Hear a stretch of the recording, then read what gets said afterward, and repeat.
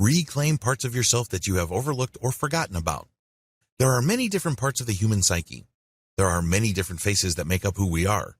When you leave your home, you are different people to the different individuals you meet. You're somebody's brother or sister. Then you are somebody's boss or somebody's employee or somebody's contractor.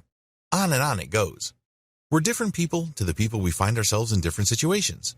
We may be in the same place, but at different times. We're different people, or we are different people at the same time, but at different places. In other words, we're different people in terms of time and space. What happens to these identities?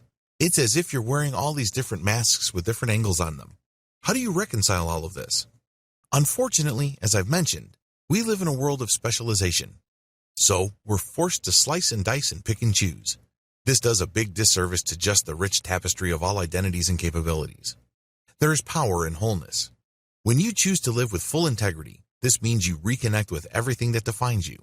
In other words, integrity means you connect the potential with what is manifesting. You reconcile what you desire with what you are producing. This requires introspection and a whole lot of honesty. This means you reconnect with everything that defines you.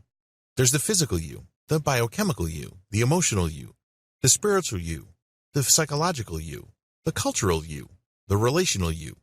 I can go on and on. Unfortunately, a lot of us just focus on one thing and one thing alone. In fact, there's a lot of us who define ourselves as one-dimensional human beings. If you need proof of this, go to a party and talk to people, and the first thing out of most people's mouths is what they do for a living. They would say, "Hi, my name is Jerry, I'm an attorney." Or, "Hello, my name is Mindy, I'm a doctor at the nearby hospital." Or, "My name is Albert and I work for Microsoft." People tend to define themselves in a one-dimensional way. We always try to connect with some larger phenomena that somehow casts a shadow on our identity. For example, when somebody introduces himself or herself as working for Facebook, what's the first thing that comes to your mind? Facebook has a brand, and there's a value judgment there that's very different from somebody stepping up to you and saying, "Hey, my name is Joe. I'm an executive at Starbucks." In the case of Joe, there are two things going on. When he says he's an executive, that brings to mind certain ideas. And when they say Starbucks, that also brings a whole other set of issues. Unfortunately, a lot of us are just focused on one thing. We become one-dimensional. It's as if we're walking cartoons. And the worst part to all of this is we don't even realize it.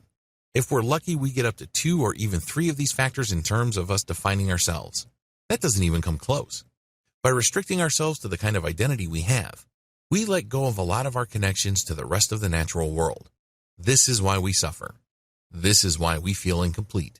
This is why we feel so susceptible to stress, to changing to situations and to the vagaries of life. This is why we struggle.